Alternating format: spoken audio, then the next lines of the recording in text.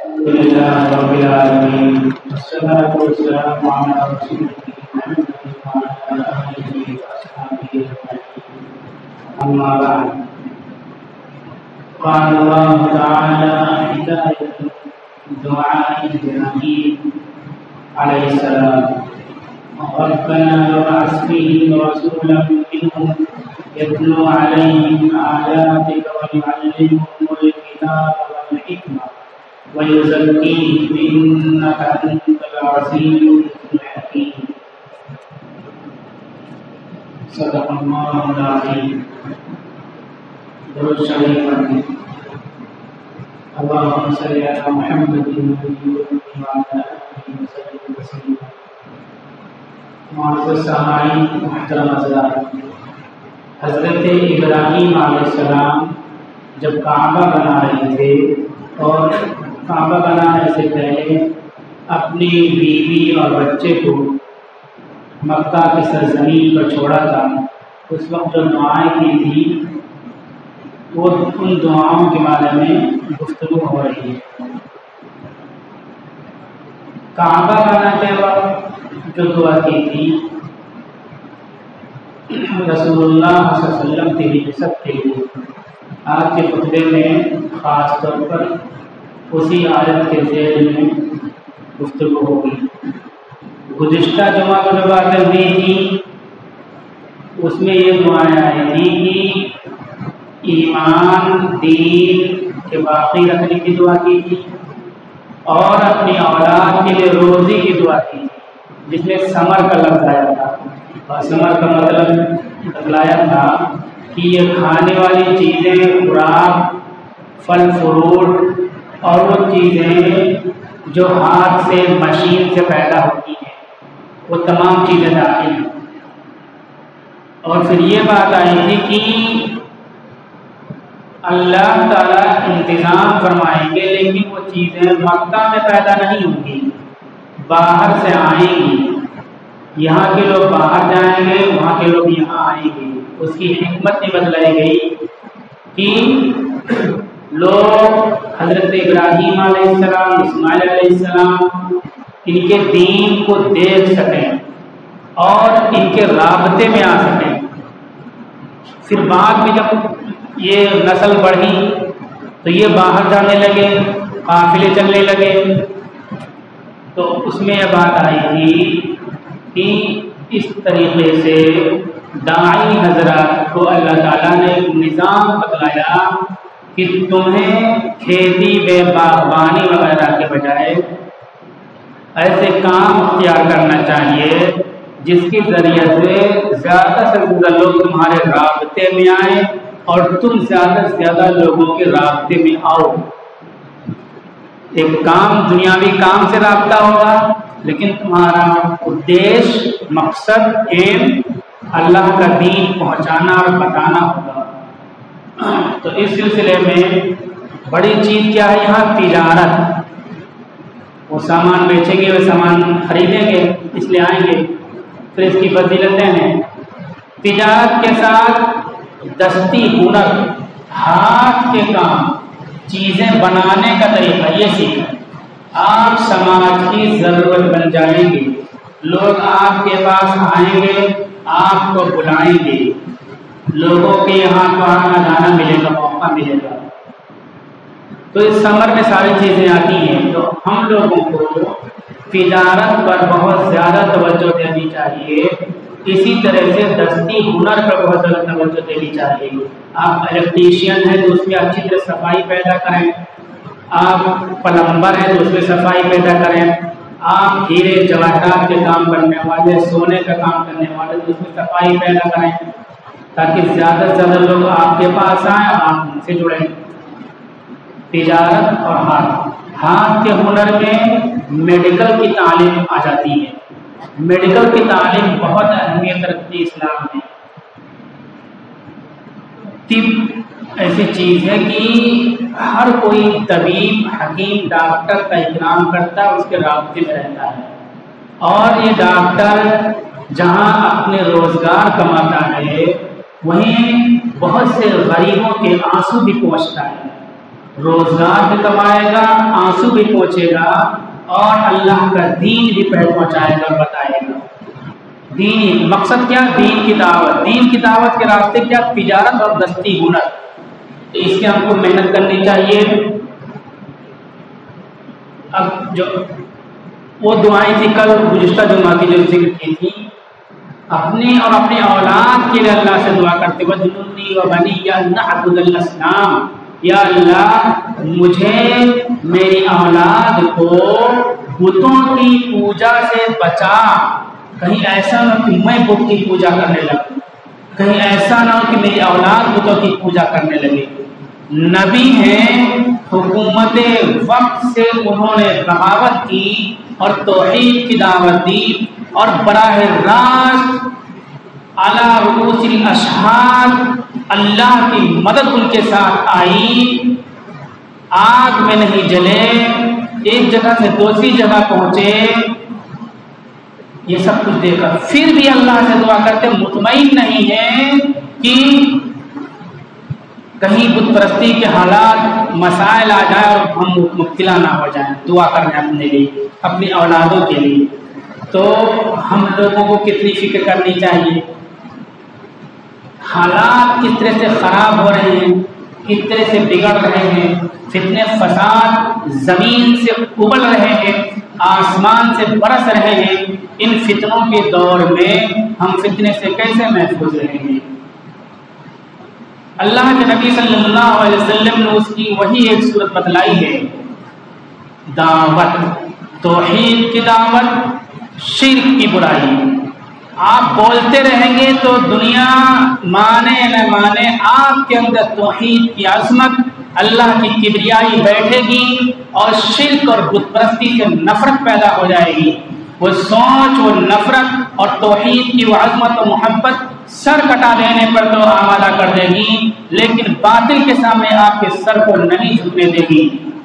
دعوت تو اپنی اولاد کے لیے دعا کی، اپنے لیے دعا کی، پھر آگے وَأَرِنَا مَنَاسِكَنَا وَتُبْ عَلَيْنَا، یا اللہ ہمیں مناسک سکھا دیں، حج کے طریقے، حج کے ارکان سکھا دیں۔ ارینا سکھا دے، ایک معنی۔ دوسرا معنی دکھا دے، دکھا دے۔ سکھانے کے لیے بولتے ہیں علم یعلم، تعلیم، سکھانا۔ سکھانا صرف تھیوریکل ایجوکیشن کو بولتے ہیں، تھیوری بتائی جائے، سوچ ہو بس، عملی پریکٹیکل کوئی چیز نہ ہو، اس کو تعلیم بولتے ہیں۔ علم دماغ سے تعلق ہوتا ہے، اور رویت ہاتھوں سے سامنے دکھ کر کے جو چیز ہوتی ہے اس کو آئینہ کہتے ہیں۔ ابراہیم علیہ السلام اللہ کے نبی ہیں، 110 سال عمر ہے، بیٹے نوجوان وہ بھی نبی ہیں، اللہ سے دعا کر رہے ہیں سیکھنے کی۔ تو سوچئے سیکھنے کی اسلام میں کوئی عمر نہیں ہے، کوئی ایج نہیں ہے، جب اٹھے تب سویرا اسلام میں کوئی اس کا میعاد اور میقات مقرر نہیں ہے کہ اتنے سال پڑھو گے، اتنی عمر میں پڑھو گے۔ ایسا بچوں کے لیے نظام بنا رکھا، اچھا نظام ہے وہ، لیکن ہر مسلمان کو سیکھنے میں رات و دن لگے رہنا چاہیے، سکھانے میں لگے رہنا چاہیے۔ یہ حدیث بھی ہے، جو سیکھتے اور سکھاتے مرے وہ شہید کی موت مرے گا۔ آپ سیکھ رہے ہیں، اسٹوڈنٹ ہیں، آپ کی موت آ گئی تو آپ شہید کی موت مریں گے۔ آپ کسی کو سکھا رہے ہیں، سکھاتے سکھاتے مر گئے، انتقال ہو گئے تو شہید کی موت مریں گے۔ کتنی فضیلت ہے، کتنی تاکید ہے، کتنی اہمیت ہے۔ ہم لوگ گھروں میں اپنے بچوں کے ہوم ورک کو، کاپی کو، سبق کو دیکھا کریں۔ اسکول سے پڑھ کے آئے، مدرسے سے پڑھ کے، بیٹا کہاں تمہارا سبق کا نشان لگا ہوا ہے، دیکھیں گے بیٹا یاد نہیں کیا سبق، تمہارا سبق آگے نہیں بڑھا۔ تو یہ بھی ایک سکھانا، یہ بھی ایک تعلیم ہے۔ ہم روزانہ پابندی کے ساتھ اس نیت سے بچوں کے سبق کو دیکھیں کہ ہم سکھا رہے ہیں، تاکہ سکھاتے سکھاتے ہماری موت آئے، شہید کی موت ہوگی۔ ہم سیکھ رہے ہیں بہت سی چیزیں، علوم ایسے کہ انسان تمام علوم کے ایک انسان نہیں سیکھ سکتا، کچھ سیکھ لیا کچھ باقی، دوسری چیز سیکھنا چالو کر دے، تیسری چیز سیکھنا چالو کر دے، چوتھی چیز سیکھنا چالو کر دے۔ سیکھتے رہیں، سیکھتے رہیں، موت آئے گی، شہید کی موت مریں گے۔ اسلام میں یہ اہمیت ہے تعلیم کی، تعلیم برابر حاصل کرتے رہے، اس میں ترقی ہے۔ رب زدنی علما، رسول اللہ صلی اللہ علیہ وسلم کو اللہ نے دعا سکھلائی کہ دعا کیجیے یا اللہ میرے علم کو بڑھا دے. کتنا علم تھا؟ ظاہر سی بات ہے قرآن کا علم اور جو حدیثیں لکھی گئی آپ کی پوری زندگی. تو پھر بھی دعا کرتے ہیں بڑھا دے. اللہ کے نبی صلی اللہ علیہ وسلم ابراہیم علیہ السلام اسماعیل علیہ السلام اللہ سے دعا کرتے ہیں ارینا مناسکنا. کب؟ جب دعا قبول ہونے کا وقت ہے، علم سیکھنے کی دعا کرتے ہیں. ہم اور آپ کس چیز کی دعائیں کرتے ہیں؟ سوچیں کتنی بار علم کے لیے دعا کی، تعلیم کے لیے دعا کی، اپنے لیے دعا کی، اپنے بچوں کے لیے دعا کی. ہم کتنا دور ہٹ گئے، بنیاد سے کتنا الگ چلے گئے، اکھڑ گئے. ہماری بنیاد ہے یہ.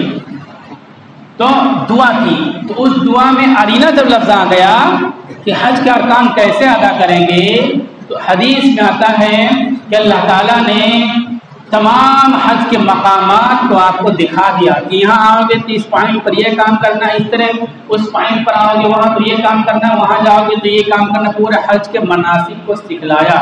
نبی تھے، سیکھنے کی دعا کی. ہم لوگوں کو سیکھنے کی دعائیں کرتے رہنا چاہیے. اب آج کی جو آیت ہے دعا وہ بھی ہے. ابراہیم علیہ السلام کعبہ بناتے وقت اللہ سے دعا کر رہے ہیں ربنا وابعث فیہم رسولا منہم. یا اے میرے پروردگار مبعوث فرما ایک رسول انہی میں سے، جو یہاں آبادی ہوگی اسماعیل علیہ السلام کی، انہی میں سے ایک رسول مبعوث فرما یتلو علیہم آیاتک، ان پر تیری آیتوں کی تلاوت کرے گا، وَيُعَلِّمُهُمُ الْكِتَابَ وَالْحِكْمَةَ، اور ان کو کتاب سکھائے گا اور حکمت سکھائے گا، وَيُزَكِّيهِمْ، اور ان کو پاک و صاف کرے گا، إِنَّكَ أَنْتَ الْعَزِيزُ الْحَكِيمُ، یقیناً تیری ذات بہت ہی زبردست اور بہت ہی حکمت والی ہے. دعا کی رسول کی، اور ان رسول کے کیا کام ہوں گے؟ 3 کام ہوں گے.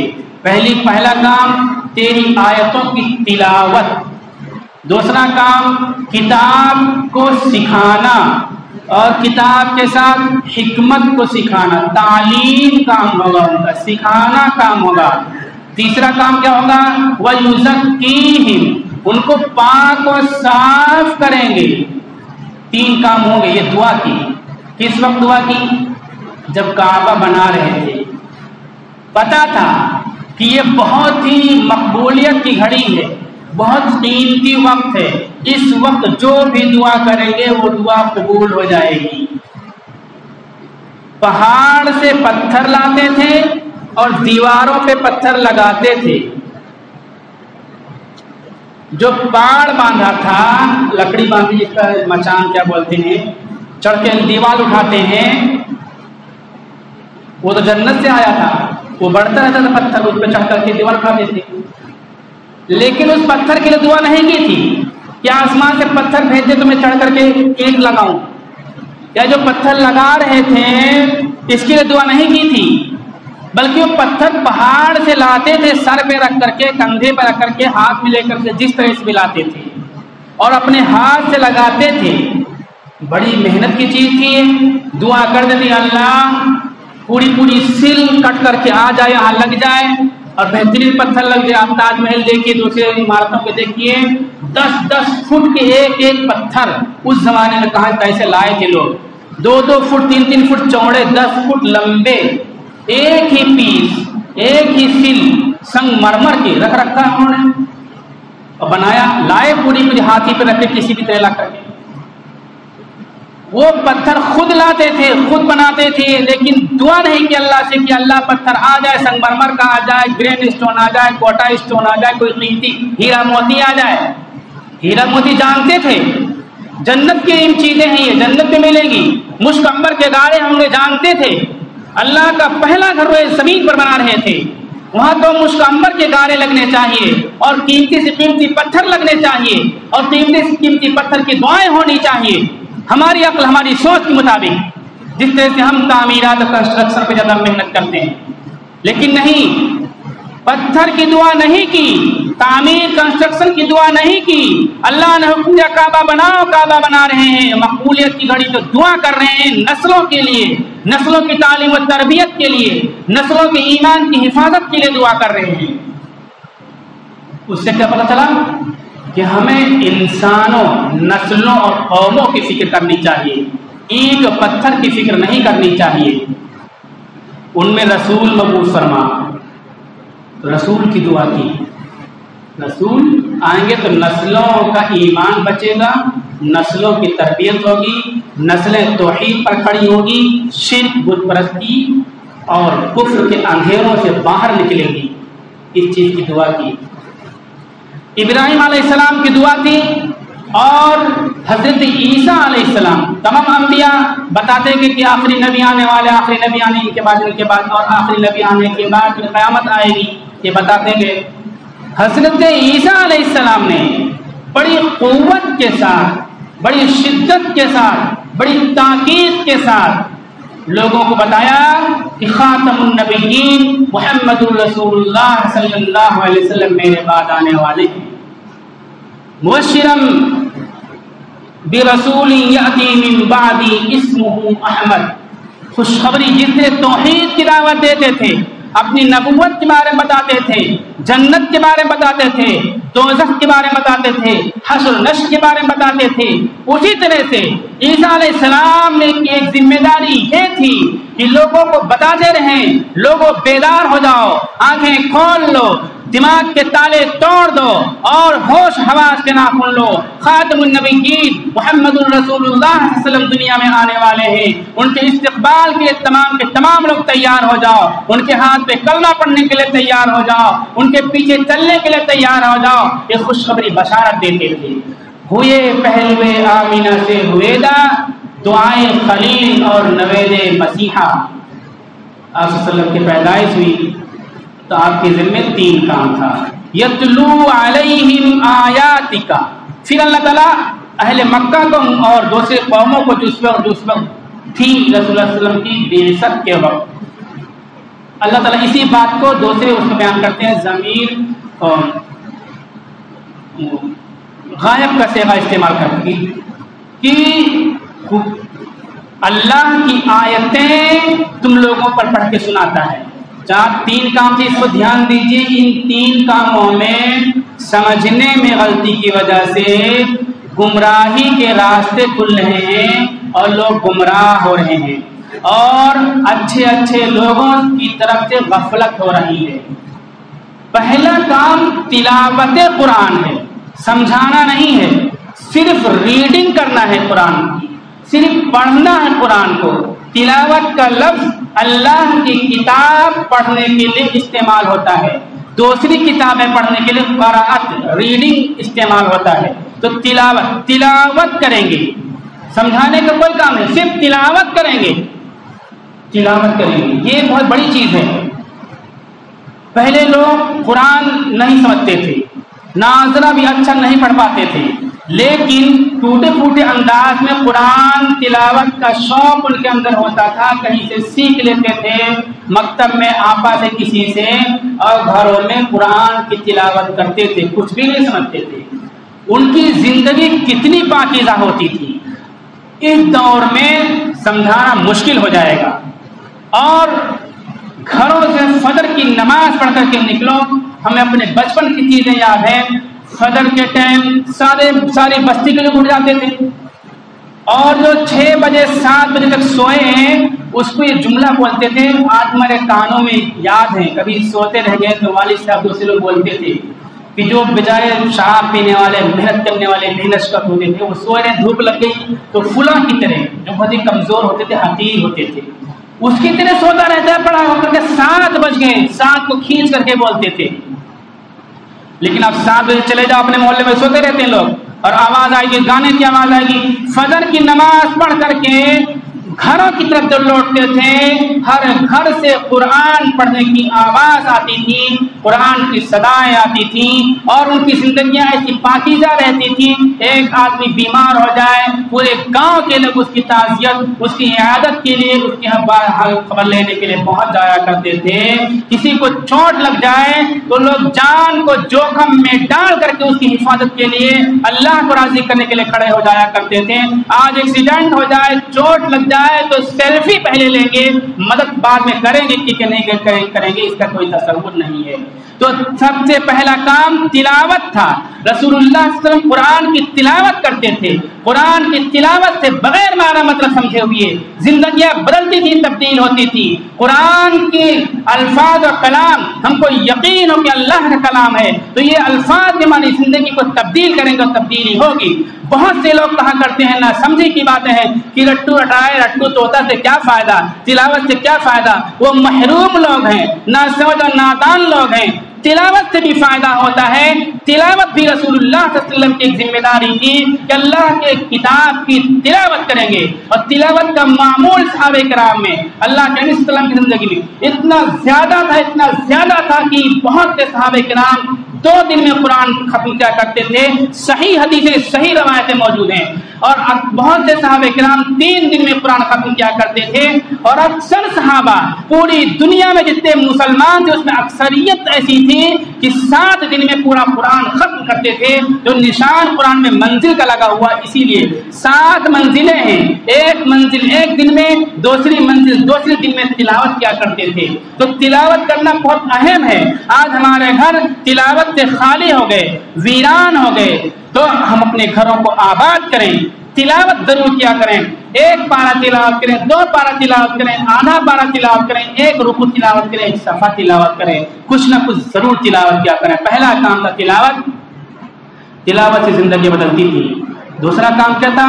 وَيُعَلِّمُهُمُ الْكِتَابَ وَالْحِكْمَةَ، اور آپ کا دوسرا کام یہ ہوگا کہ کتاب کی لوگوں کو تعلیم دیں گے۔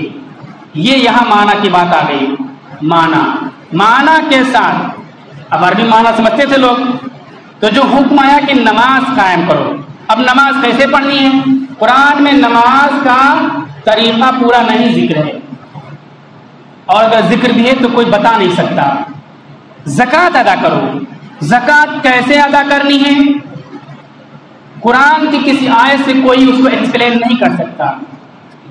بہت سے لوگ بہت اپ ٹو ڈیٹ بنتے ہیں۔ ایک گروپ تھا تو مجھے بھی کسی نے ایڈ کر لیا، انہوں نے لکھا، اس میں پڑھے لکھے تھے، وہ کالج کے پڑھے ہوئے تھے اور تھوڑا دین کی باتیں بھی کرتے تھے کہ ساری باتیں چھوڑو، صرف قرآن ہمارا معیار ہوگا، جو قرآن میں ہوگا وہی کریں گے، دوسرا حدیث سے سب چھوڑ دیں گے، کچھ نہیں کریں گے۔ ہم نے لکھ کے بھیجا اس میں کہ آپ ہم کو صرف نماز کا طریقہ اور زکوٰۃ کا طریقہ قرآن سے سمجھا دو تو میں مان لوں گا کہ آپ کی بات صحیح ہے۔ کوئی جواب نہیں آیا۔ تو قرآن ایک کتاب ہے، اہل عرب عربی جانتے تھے اور بہت اچھی عربی جانتے تھے، لیکن اللہ نے قرآن کو سمجھانے کے لیے نبی صلی اللہ علیہ وسلم کو مبعوث فرمایا کہ جو ہدایتیں اس میں ہیں ان کی یہ مطلب، یہ مفہوم، یہ مراد اور مصداق ہے۔ تو دوسرا کام قرآن کے تعلق سے آپ کا یہ تھا کہ قرآن کے بارے میں سمجھائیں، کر کے سمجھائیں، بتا کر کے سمجھائیں، وضاحت کر کے سمجھائیں۔ اور سمجھانے میں ایک چیز اور تھی، حکمت کو سمجھائیں۔ وَيُعَلِّمُهُمُ الْكِتَابَ وَالْحِكْمَةَ، حکمت کو سمجھائیں۔ حکمت کا اکثر مفسرین نے، صحابہ نے معنی کیا ہے سنت، آپ صلی اللہ علیہ وسلم کا طریقہ، اس کے بارے میں سمجھائیں۔ یہ سنت ایک ہوتی حدیث، ایک ہے سنت۔ حدیث جو جتنی حدیثیں ہیں سب پر عمل کرنا ضروری نہیں ہے، بلکہ بہت سی حدیثوں پر عمل کرنے سے انسان کا ایمان بھی ختم ہو جائے گا اور انسان فاسق بھی ہو جائے گا۔ مثلا حدیث میں ہے کہ کھانا کھایا صحابہ کرام نے اور کھانے کے دسترخوان پر شراب رکھی ہوئی تھی، شراب پی اور پھر نماز کے لیے کھڑے ہو گئے، تو پھر وہاں بھی شراب کی حرمت کا اعلان نہیں ہوا، بلکہ اللہ نے یہ کہا وَلَا تَقْرَبُوا الصَّلَاةَ وَأَنْتُمْ سُكَارَىٰ، کہ تم نماز کے قریب مت جاؤ جب تم نشے کی حالت میں ہو۔ اب اس حدیث پر عمل نہیں کر سکتے، آدمی فاسق ہو جائے گا اور جان بوجھ کر عمل کرے گا کہ ہم دوسری حدیثوں کو، دوسری آیتوں کو نہیں مانتے تو کافر ہو جائے گا۔ لیکن سنت اس کو کہتے ہیں جو ہمیشہ انسانوں پر ضروری ہونے والا ہے اور تمام انسانوں کی ہدایت کا ذریعہ ہے، اس کو سنت۔ آپ نے 11 شادیاں کی، ہم 11 شادیاں نہیں کر سکتے، حدیثوں میں موجود ہیں وہ چیزیں، وہ سنت نہیں ہوگی، چونکہ سنت پر عمل کرنا ہے امت پر، انسانوں کو۔ تو جو چیزیں عمل کرنے کے لیے اجازت دی گئی اور ثواب کا باعث قرار دی گئی وہ چیزیں سکھا رہے آپ صلی اللہ علیہ وسلم انسانوں کو، اس کو سنت کہتے ہیں۔ ہدایت سنت ہے، ہدایت حدیث نہیں ہے، تو آپ سنت سکھاتے، اکثر صحابہ یہ بات کہا کرتے تھے۔ دوسری چیز حکمت کا معنی کیا ہے؟ وزڈم، عقل و دانش کی باتیں، فہم و فراست کی باتیں، عقل مندی کی باتیں۔ تو اب سنت سے بڑی چیز عقل مندی کی کیا ہو سکتی تھی؟